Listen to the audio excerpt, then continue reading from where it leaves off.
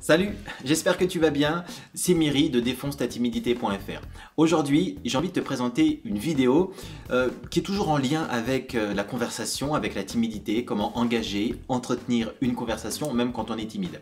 Dans mes précédentes vidéos sur ma chaîne, notamment celle-ci, je mettais en avant ce qu'il fallait dire pour engager ou entretenir une conversation. Comment le dire, avec quel indice qu'on avait en face de nous, on pouvait dire ou telle chose pendant une conversation, mais également avec qui le dire, etc. Quel thème on pouvait utiliser. Ce sont des techniques qui marchent super, j'ai beaucoup de retours d'entre vous, d'ailleurs je tiens à vous remercier de votre fidélité à travers ma chaîne. Donc ce sont des conseils qui fonctionne, je le sais.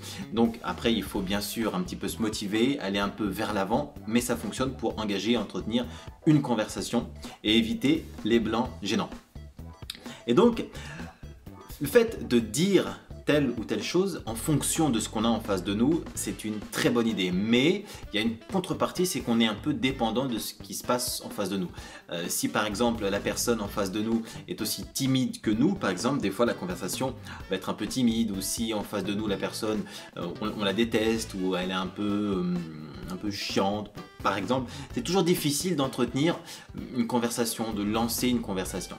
Aujourd'hui, je vais vous présenter trois techniques, trois conseils pour faire, cette fois-ci, quoi faire pour engager et entretenir une conversation. C'est parti.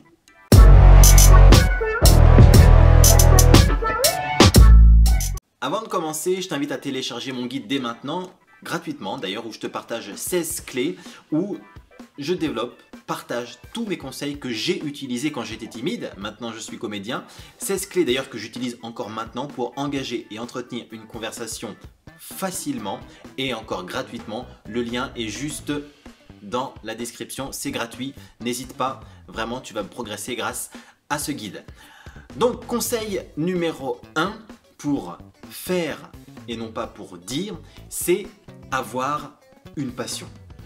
Avoir une passion, c'est primordial pour avoir quelque chose à dire. Alors avoir une passion, déjà d'une, qu'est-ce qu'une passion? Une passion, c'est quelque chose que tu es capable de faire pendant des heures et que tu ne vois pas le temps passer, entre autres. En tout cas, moi, c'est ma définition.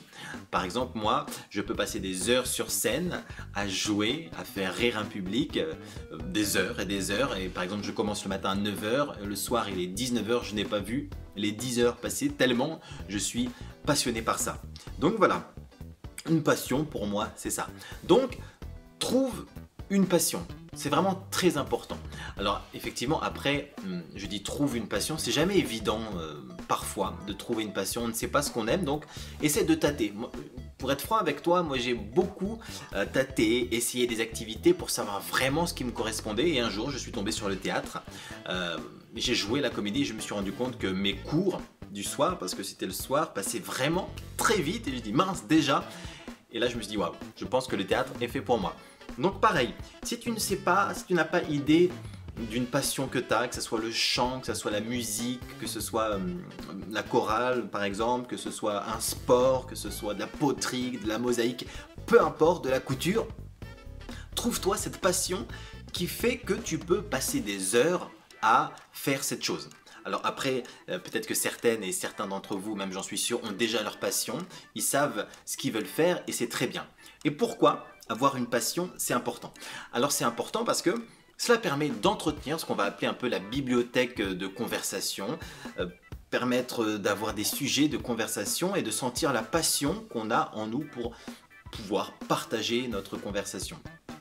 Ça permet vraiment d'entretenir sur comment faire telle ou telle chose dans cette passion, qu'est-ce que je vais faire en termes de projet dans cette passion. Alors par exemple, quand je suis en conversation avec quelqu'un, dès qu'on me lance sur le théâtre, c'est beaucoup plus facile pour moi d'engager une conversation.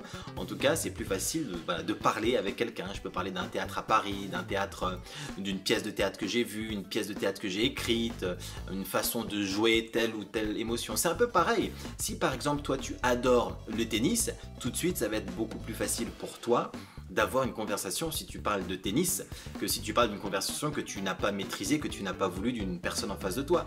Alors par exemple, si tu aimes le tennis, hein, c'est un exemple bien entendu, tu peux facilement plus parler de raquettes, de terre battue, de joueur numéro 1, de Nadal, de Djokovic. Donc voilà, ce sont des joueurs de tennis, hein, pour ceux qui se posent la question. Donc, et une conversation pour que ta bibliothèque de conversation, pour que tes sujets de conversation soient remplis, soient beaucoup plus faciles à entretenir que si tu ne faisais rien. Parce qu'effectivement, si tu passes tes journées à ne rien faire, alors après on passe rarement ces journées à ne rien faire. Mais effectivement, si on prend l'exemple extrême où tu restes allongé sur ton lit, sur ton canapé, où tu ne fais rien, tu ne fais que travailler, ça va être difficile d'engager une conversation. Alors que si tu as déjà une passion que tu as envie de partager, avec laquelle tu as des facilités pour être vraiment passionné dans les détails de cette passion, tu vas avoir une grosse facilité pour partager et parler avec les gens. Conseil numéro 2, il s'agit de se cultiver. Donc de manière générale, d'avoir accès à la culture avec un grand C. Alors culture, c'est très large pour moi. Ça va du cinéma au théâtre, à la télé, avec notamment les séries. Ça va également à la peinture, au dessin, les documentaires, etc. Essaye, même si je sais que pour certaines ou certains d'entre vous, alors c'est pas facile, et peut-être que vous trouvez ça un petit peu, que c'est pas du tout votre truc, mais je vous invite vraiment à vous intéresser à la culture de manière très générale. Alors effectivement, par contre, dans le contexte sanitaire actuel, c'est assez difficile. Les musées sont fermés, les théâtres sont fermés, les cinémas sont fermés, les concerts sont fermés, les festivals, pas tout de suite. Mais malgré ça, essayez de vous intéresser à d'autres choses pour lesquelles on a plus accès, comme la vidéo à la demande sur certaines séries, sur des documentaires, sur du cinéma, à la télé, mais également lire, aller sur internet, regarder des choses qui ont lien avec la culture. Alors pourquoi c'est intéressant? Et bien encore une fois, le fait de s'intéresser à la culture, alors là il y a un truc qui me vient, mais la cuisine est aussi une forme de culture, hein. La culture française par exemple, la cuisine fait partie d'une certaine culture. Donc s'intéresser à la culture de manière très générale, en gros il s'agit d'être curieux. Soyez curieux de tout. Soyez curieux de tout ce qui vous entoure et cela va encore remplir votre bibliothèque de conversation. Ce sera beaucoup plus facile si vous avez vécu des choses, lu des choses, regardé des choses, écouté des choses à la radio. Il y a de très bonnes émissions, même des podcasts. N'hésitez pas à vous enrichir, à remplir votre bibliothèque de toutes ces choses qui vont permettre d'avoir beaucoup plus facilement de la conversation, contrairement à quelqu'un, par exemple, encore dans les extrêmes, ne fait rien, n'écoute rien, ne lit rien, ne regarde rien. Et encore mieux, si votre passion est en lien avec la culture de manière très générale, alors c'est encore mieux, hein. Si vous aimez la cuisine par exemple et que c'est votre passion, vous pourriez être des heures dans une cuisine et en plus vous vous intéressez de manière globale à la cuisine, par exemple comment faire un gâteau, s'intéresser à la pâtisserie en général, s'intéresser à la cuisine à travers le monde, s'intéresser aux diverses restaurants, aux diverses étoiles qui ont été attribuées par exemple. Voilà, vous prenez un sujet et puis vous faites une sorte voilà, de rond autour que vous agrandissez,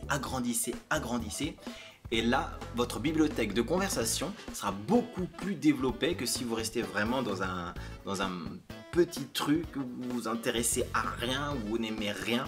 Donc non, essayez d'être curieux, d'aimer les choses pour remplir vraiment cette bibliothèque de conversation. Alors j'en vois peut-être certains qui se disent que j'ai pas le temps, que j'ai pas envie, que j'ai pas l'argent, et ça c'est ok.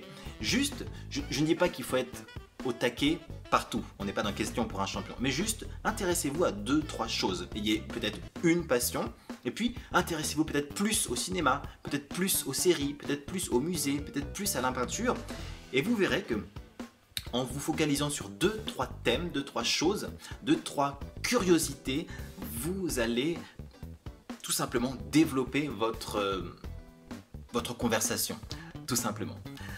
Troisième conseil, c'est écouter les autres. Alors ça, en tant que timide, j'imagine que là, ça demande très peu d'efforts. Alors écouter les autres, c'est très important. Pourquoi ?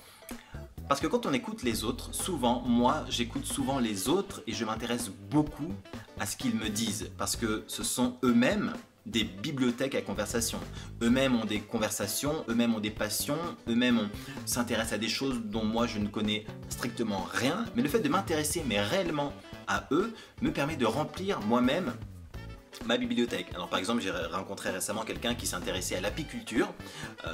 Je connaissais pas du tout ni le miel, ni les abeilles, quel type d'abeilles, quel type de trucs. Je ne connaissais rien et avec lui, j'ai beaucoup appris.